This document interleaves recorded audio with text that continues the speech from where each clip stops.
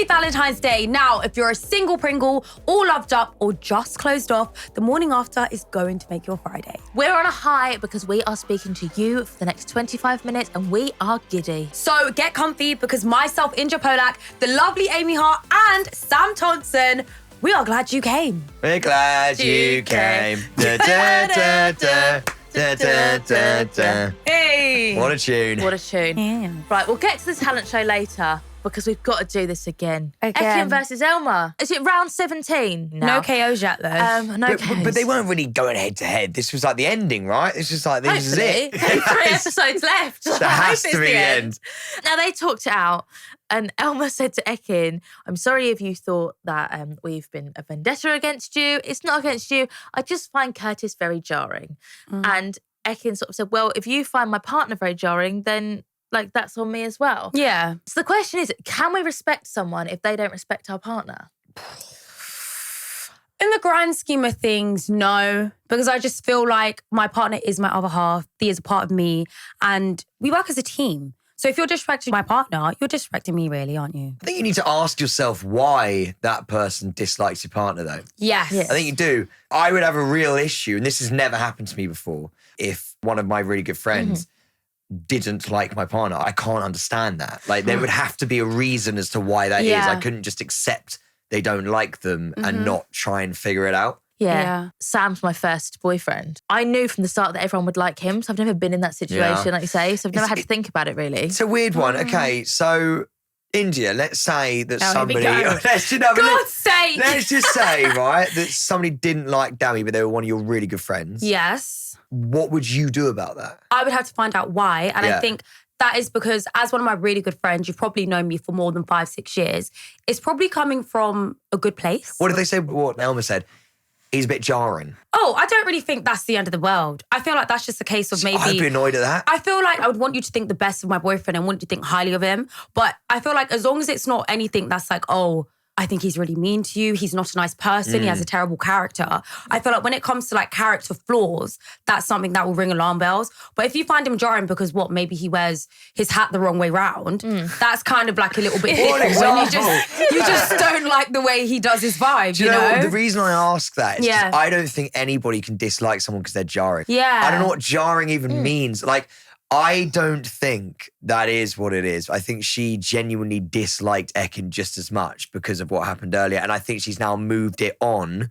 And I think the master of this entire thing, where she sat all the girls around her and went, I've been told that people are behind my back. I think Elma's been one of those people who's panicked. And she's been like, no, it's not you that I've had a problem with. It's Curtis. Yeah. Because she's realised that actually after hearing all these things from the family and friends, Curtis might not be as well liked by the viewer and whatever. And I think she's then turned and be like, no, Ekin, I love you. Yeah. It's just him that I find jarring. I don't believe it. Because quite frankly, what has Curtis done that is that deep? Yeah. I think maybe with those two, it's, you know, when someone starts to annoy you, so then everything they does. And she decided that she didn't like the fact that he said darling all the time. So every time he says darling, her like capacity bucket gets fuller and fuller. I mean, Curtis obviously sits down, and I'm in two minds about this, by the way. Like, he sits down, he's like, okay, I want an apology.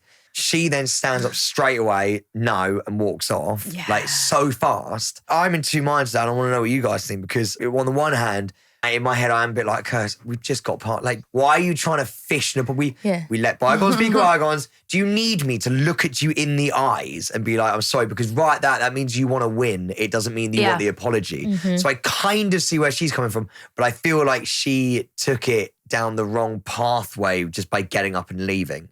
I think no apology is better than a half-hearted sorry. When you don't mean it. She didn't mean it. So do you know what? Kudos to her because she didn't mean it, so don't say sorry. However, I can't really wrap my head around the whole sort of maturity side of it. Because if someone came to me, wanted an apology because I upset their feelings, I'm not going to like give in, but it's sort of like, do you know what? I didn't agree with anything that you said, but for argument's sake, I apologize if I hurt your feelings, but let's move on. Yeah. And then it's still not over, because then she's talking to the girls right over the top of Curtis. And the anxiety that I would have if I was lying there in the morning, just woken up, it's a new day. You know how you Love Islanders, the moment you wake up, like everything in the past, and the other night was the past. Imagine waking up in that mindset, going, just have a morning coffee, And then you lie down and it's like, Curtis is this.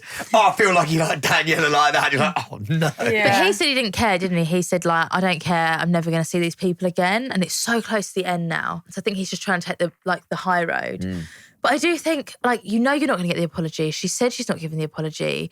Her and Ekin sort of had that chat and that should have been the end of it. So for him to bring it back to let's talk about me. Do you think maybe the reason why Curtis is so eager for an apology from Elma, because at the end of the day, that is supposed to be one of Ekin's friends. And maybe out of respect for their relationship and Ekin, he's like, do you know what? I want to try and get on with your mates, so let me try and hash this out. She did disrespect me and I'd like an apology so we can move on for the sake of you guys' friendship and me not having an awkward relationship with your mates. Do you think that he wanted Danielle? At a point, No, yes. but as in if he wouldn't have received the wrath of the villa and possibly the viewer as well. I think he did look happier.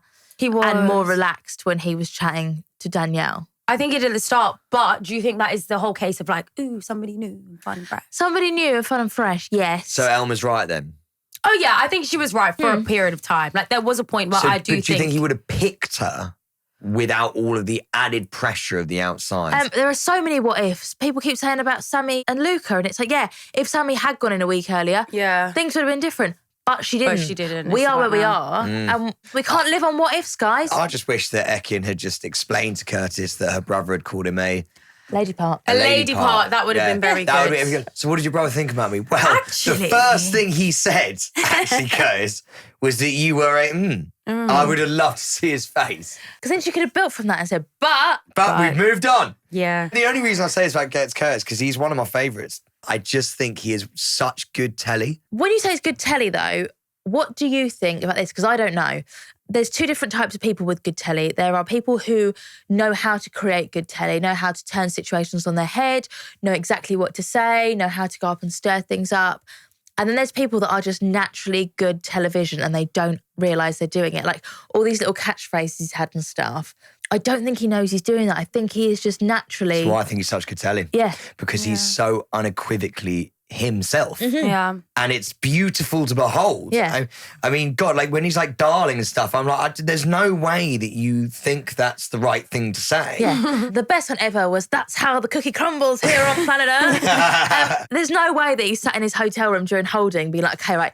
You know when people try and go in and they try and make a catchphrase happen to get put on a TV? Lucy oh my God, what was it? Lucy Donlan had Bev. one. Bev. Oh. There's no way that he sat in his room in his holding and was legit. right, that's the way the cookie crumbles here on planet Earth. He was just riffing. Yeah, That's legit, that's man. his true wholesome Yep. stuff. After speaking to my friends, they obviously clarified that I did say shut your effing mouth, and it was very out of character for me, but I just wanted to re-apologise. I know we squashed it because I actually thought that I didn't say that, and I know that that is so rude and really unlike me. Yeah. So I just wanted to do you know what? We say things in the moment that we forget. We've spoken about it. Yeah. We've squashed it. Yeah. All good from I my know. side. Okay, good. All right, honestly, I love you, mate. all good.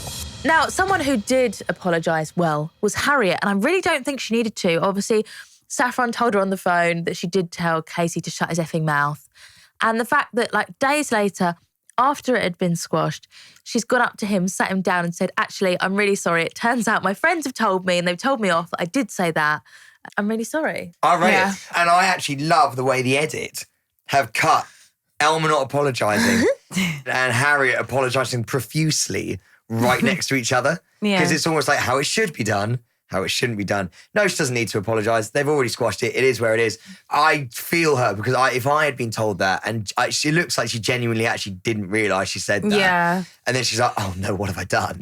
But it doesn't even need to be a big thing. She just goes over there, unequivocally apologises, really, really sorry, moving on. Yeah. That's how you deal with it. That really is. And like you said, Sam, sometimes you do get in the heat of the moment and you're so just irritated and things just come out. So you do sometimes need that double check to be like, oh, oops, I didn't mean it. However, Elma did not do that because I think she meant every word and she didn't want to apologise. But guys, it's just a game. It's just a game. It's just a game. I think the only thing that could have been better with that questions game is you've got to do a question about yourselves that people will know have come from you, and then a question about another couple. But don't worry, that'll be anonymous. And then it wasn't. Yeah, amazing. That would be hilarious. I'd love that. Good. Just stitch them up real good. Yeah, nearly as hilarious as the talent show. The finale is closer than ever, and with love on the brain for all of our islanders, the villa's staying fiery with pre-loved fashion.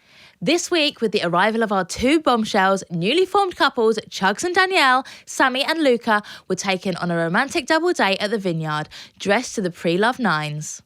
Danielle looked unreal. That rat and boa dress was made for her, styled with that Aphrodite Gucci bag, teamed with Chugs, subtly matching an OAS Terry shirt. What a slay. A moment for Ekin-Su in that gorgeous Farai London dress. Is it just because yellow is her colour, or is she glowing with Curtis? Who wouldn't be happy with a man who knows how to rock an album called work jacket? It's safe to say it's been another week of pre-loved action. Need a date night fit for Valentine's? Discover your own pre-love style on eBay. eBay, sponsors of Love Island All-Stars. Someone I really, really didn't expect to be as riveted as I was, Omar and his balloons. Loved it. Since coming into the villa, this girl has taken me by absolute surprise. And this is a symbol or a token of my love to her. I am giving Catherine a lovely heart. You know what? I was pleasantly surprised. Yeah. I know he's a PE teacher, so he's obviously good with the kids and keeping them entertained. By the way, he's jacked. He has got a lot of muscles, yeah. Jacked. But those, and they looked good. Yeah. I think all my mum friends would be very happy if I booked him for Stanley's birthday party. You should get in touch. And maybe I should ask him at the weekend if he's available. Do you want to know? His parade's just gone sky high now, mate. I will pay it. I'll tell you what, the PAs have changed. They have. How he made that little dent in that. Look at us now, I changing thought balloons. the balloon was going to pop, but How he just he fell made it the and it dent in the heart. It was a heart. And he was so delicate with all the balloon makings. It was so lovely to see, and he was so calm, so composed. I really think that actually added to his experience in it. It did. I think people have watched that and gone, I like you quite a lot more now.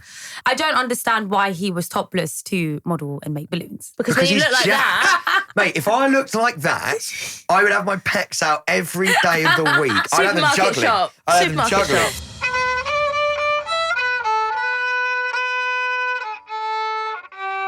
Let's just finish it now. Maybe a small mention of Elma. You know, she gave it a go. The Better violin, than you. Yeah. Better than me. And do you know what? I'll put him there. Nowhere near as good as Ekin. So sort of like still in the mean band. But she doesn't really make the band because she was actually half good. And she kind of knew the song. Yeah, you got to be actually quite terrible Quite to make the bad, music yeah. band. Did you play any instruments, Amy? I didn't. God, I you've did. got recording written all over you. No, I No? did like Triangle? dance. I was dance drama. Oh, yeah. Ballet Tech Modern. So you and Gabby could probably do a little duet. I think it's with Gabby. I think she went to Italia Conti. But then obviously she went on Love Island. She's a PT now. So she probably hasn't tapped in like 10 years. Tapped. She hasn't tapped. The verb to tap. But those tap shoes went on. That sparkly hat went on. And she was giving it wings. She can do wings. But do you know what? Actually, talking about dancing, I think we go straight on to Curtis after that. Oh, I my don't God. care what any of you or you say. I don't care. I loved him after that. I think it was really good. I thought he was brilliant. Yeah. Brilliant. Yeah. He was unbelievable. I mean, he is a professional dancer, so I would hope that he's good at dancing. No, because we all saw the Jason Derulo dancing, and he looked like a cat throwing up. But that was absolutely impeccable. It was He great. was good and he was so confident with it. I feel like sometimes when you don't do things with confidence, that's when people actually think, oh my God, this is a bit awkward. Yeah. When I first saw it, I was a bit like, oh, it was a bit cringe. But he was actually so good, I had no choice but to stand. He was in holiday rep mode. He was good. And go on, everybody! Get up. Get up! Let's go! Bingo after this. And I'll tell you what as well, that body pop that he was doing was just like, it was, do you know what I mean? Like, It was giving step up. You loved it. I felt like I was literally like, oh my God. you were like, he's actually, I wouldn't know, Yeah, I was like, but he's you were like, he's actually actually popping and doing locking. it. I actually quite liked the first one. The cha-cha. The cha-cha.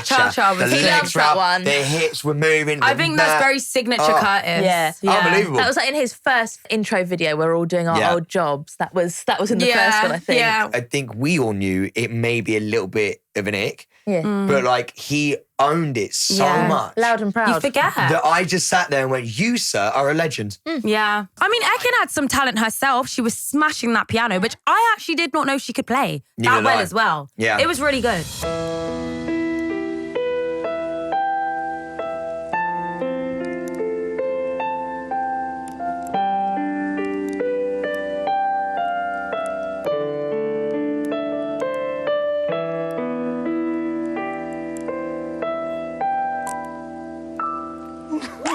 Like, we all shut up the entire thing because we were sort of like laughing and joking when everyone was doing their Everyone talent else, shows. The moment Ekin sits down for piano, Everyone went, It was actually good. and we just completely shut up. It was actually quite beautiful. It was good. I think Catherine even got a bit teary-eyed. Yeah. Because it was so like slow, somber, and sounded like something off a Titanic in a good way. As it's going down. Yeah, I don't know how that could be in a good way, but you know what I mean. We're at the end of the film now anyway. Yes. Now, my personal favourite, I mean, I probably wouldn't be my favourite if I was not on the receiving end, but was Casey and Salty. I think Casey had to be the person to do this. He obviously played the trumpet last time. He's in the band. Yes. And I think doing it through the medium of Salty was brilliant because we've seen people like Mitch before do a roast and it fall quite flat. Just want to say hello, and I want to introduce you to my little friend Salty. Go on, say hello, Salty. Hello, everyone. I think everyone did enjoy it. I think everyone took it really, really well. No, actually, I think they were forced to take it well. Because it was too awkward to cause an argument at that point. Do you know what? I think the first, so it was Catherine and Omar. No, their smiles Catherine dropped. was going to go, I think. And at that point, Gabby's covering her face because I think Gabby's actually going, oh, this could turn quite ugly. Yeah. And people are going to start kicking off. Because if you're first, you're like, oh, God, this is a bit intense. And then I think what happened is he saved it on like the third one, which is quite funny. Yeah. And I think everyone went, okay, we kind of get it. Yeah. That could have, and I genuinely think that could have gone really south if like one of them had gone wrong. He got a clap and a cheer, which other people who have done roast before have got like a slow clap and like Yeah. I think also timing is important because he's doing this in like the final week. If this was maybe 2 weeks ago, after that, everyone would be pulling each other for chats. Why did he say that? I think that was so weird. But it's gone so far beyond the point. Like all of these situations have more or less been hashed out, so you can't really bring them up again. But can I just ask you ladies this? Casey's a clever guy, by the way. He's not an idiot. Is there meaning behind No, it? I believe it was a wind-up just to like rib his mates in like a banterful way and there was no malice behind it. But maybe I'm naive. Do we think that if that was said to him, he would have took it well? Oh my God. Do you know what would have happened? If that happened to Casey, we would have seen those two sides of Casey's that we like to talk about when he gets a little bit defensive and then he just closes down and we see that very serious side and wall.